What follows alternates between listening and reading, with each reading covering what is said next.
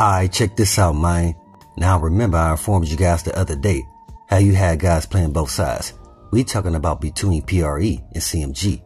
Well, the thing is, it's not just pertaining to the guys in the streets, but also some people on the department who received the bag from Yo Gotti brother Big Jook to participate in taking out Paper Route Frank.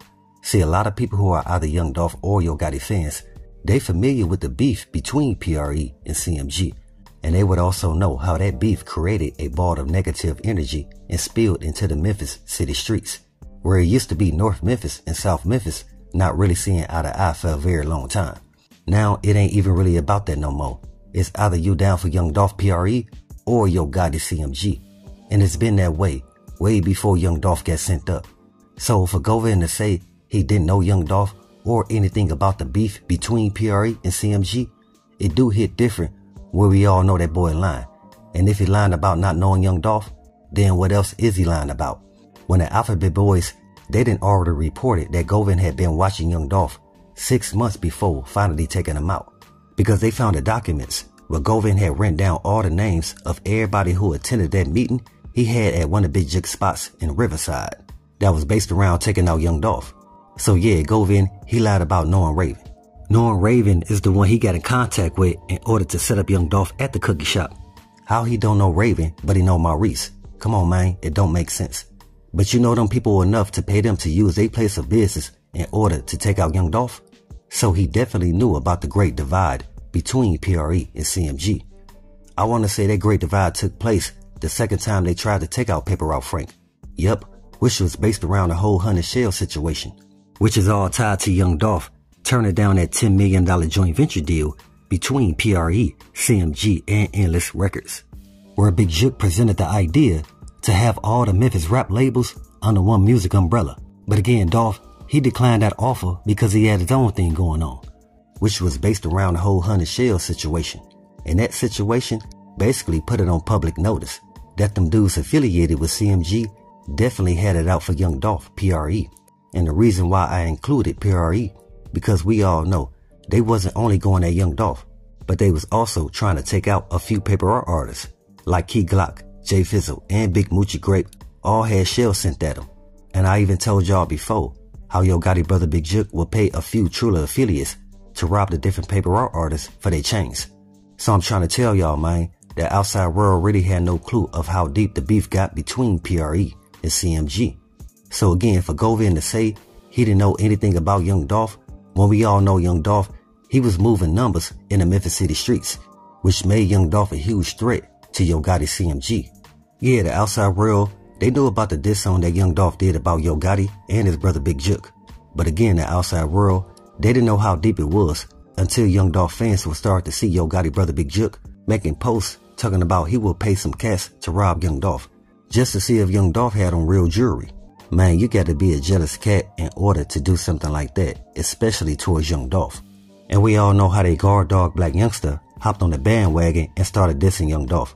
Even took it a step further by going to Young Dolph hood in broad daylight with the burners out, knowing if somebody would have sent shells at him, he would have blamed it all on Young Dolph.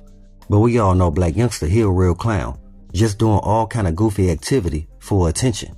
But like I always say, the same attention that you was looking for, it ain't gonna be the same attention that you wanted. And some folks saying that attention that Black Youngster was looking for from Young Dolph is the reason why 3 of his brothers got sent up. But Dolph, he kept his eyes on the prize and never paid Black Youngster any attention, cause he knew dude had a few loose screws. But like I said before, Dolph, he was cool with a little friendly competition with Yo Gotti. He never showed any jealousy or envy for Yo Gotti that would make him want to get on some street shit and hire some dudes to go after Yo Gotti or anybody else that's affiliated with CMG. Cause Dolph, he was too busy building PRE, campaigning his paper route to turn it into an empire so he can teach everybody who really want to grind how to eat, so they could make money legitimately. And that's what made him so unique, his patience to aid and assist others to get on their feet. So with that, let's pay our respects to one of the realest and illest to come from Memphis. That's Dolph, the flipper. Folks really stood on business. Now, I've been hearing people say if Dolph stood on business, he should have never went into the cookie shop. He should have told his brother or somebody else to run and inform. But I informed you guys before, man, that Dolph, he wasn't just going to Makita's to grab some cookies. That's the narrative that Raven put out there.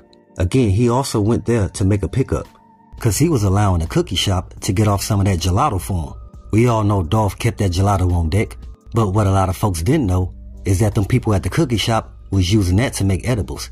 Even though it's messed up what happened to young Dolph, it's good his brother Marcus did put up with him, because he was able to get a good look at everybody who was involved with setting up young Dolph and Makita's.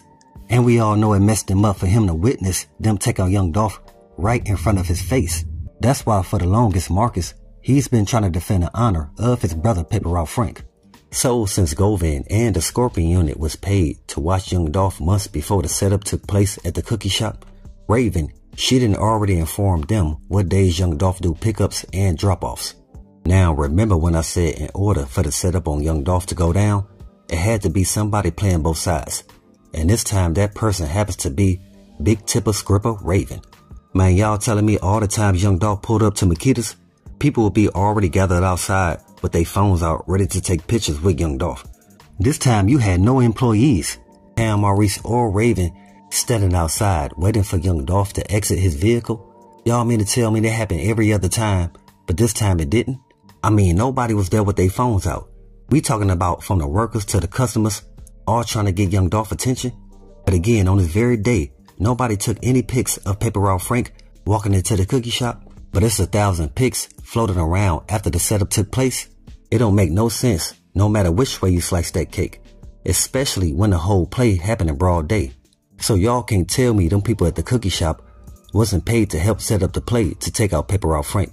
Even Crunchy Black stated in the interview that it was some people who knew Dolph, and it was definitely some people on the department playing both sides. And that's how they was able to set up the play to take out Paper Route Frank, again in broad day. That's why once the Alphabet Boys was able to get Govan to admit he was the mastermind behind the chess game based around removing Paper Route Frank, that him or Big Jook definitely wasn't getting away. Now by Govan admitting to setting up young Dolph, them people giving him a bond, and a bond that was affordable, lets us all know Govan working for them people.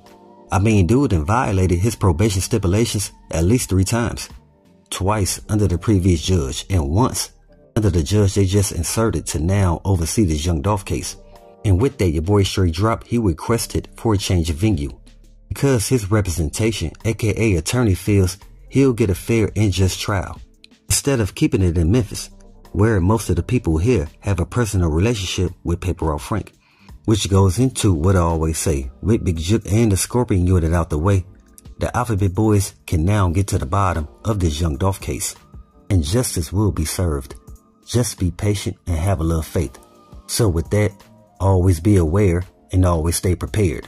But hey, we got more in store. As always, y'all know what it is. Y'all know what it's worth. Let's get this merch. Subscribe to the PDH Network.